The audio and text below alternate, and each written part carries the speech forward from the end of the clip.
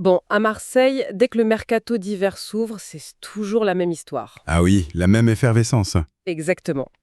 Et cette année, en se penchant sur nos sources, notamment une analyse du média italien Texto Colado, il y a un nom qui revient, un nom qu'on pensait un peu oublié, Valentin Carboni. Hmm. La question est partout en fait. Son retour, c'est une piste crédible ou c'est juste un peu de nostalgie? Je ne suis pas sûr que nostalgie soit le bon mot. La nostalgie, c'est pour un passé qui est terminé. Là, on parle d'un talent de 20 ans. Le vrai mot, c'est peut-être regret. Regret, c'est bien vu. Oui, et la tentation, l'immense tentation de vouloir corriger une histoire qui a mal tourné. C'est une excellente manière de voir les choses. Pour que tout le monde comprenne bien, il faut se souvenir de ce qu'il représentait à son arrivée. On est à l'été 2024. C'était une promesse incroyable, non? Absolument. Il arrive en prêt de l'Inter, il a 19 ans, et tout le monde à la commanderie est convaincu. Tout le monde. On pense tenir le futur grand numéro 10 du club. Son intelligence de jeu, sa vision. Tout était là. C'était presque trop beau pour être vrai. Et ça l'a été, en fait. 4 petits matchs, et puis le coup près tombe. Rupture du ligament croisé antérieur. Fin de l'aventure. C'est ça. Ce qui est fascinant dans ce dossier, c'est la brutalité de la chute. On est passé du rêve au cauchemar en une seconde. Une seule seconde qui a tout changé. Il rentre en Italie, rééducation, et puis l'Inter l'envoie sur relancé. En prêt au Genoa. En prêt au Génois, pour retrouver du temps de jeu.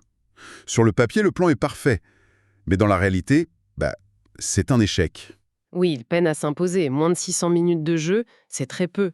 Et puis, dans une équipe qui lutte pour sa survie en Serie A, C'est un contexte difficile. justement, n'est-ce pas dans ce genre de mission survie qu'un grand talent est censé éclore, montrer du caractère?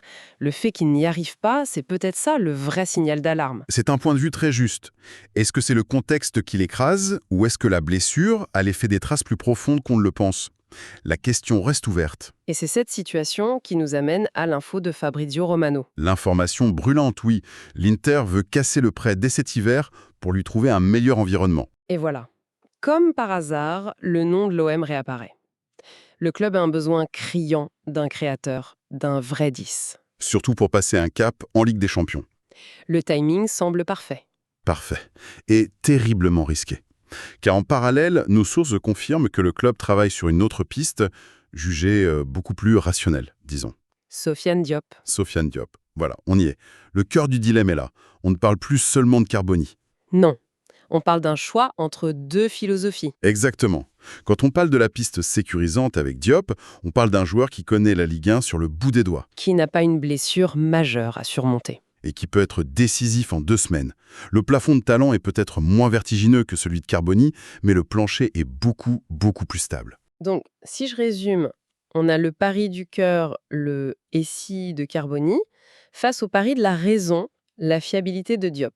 C'est précisément ça. Le dilemme pour les dirigeants n'est pas seulement sportif, il est presque philosophique. C'est-à-dire?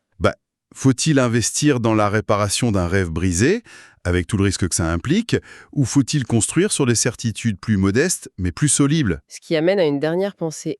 Au fond, ce choix, il ne porte peut-être pas tant sur le joueur que Marseille va recruter. En effet, le choix qu'un club fait dans une telle situation, ça en dit surtout très long sur lui-même, Sur sa propre confiance. sur sa confiance, sa tolérance au risque, et finalement sur la vision qu'il a de son avenir. Est-ce qu'on cherche à construire patiemment, ou est-ce qu'on est prêt à tout miser sur un coup de génie?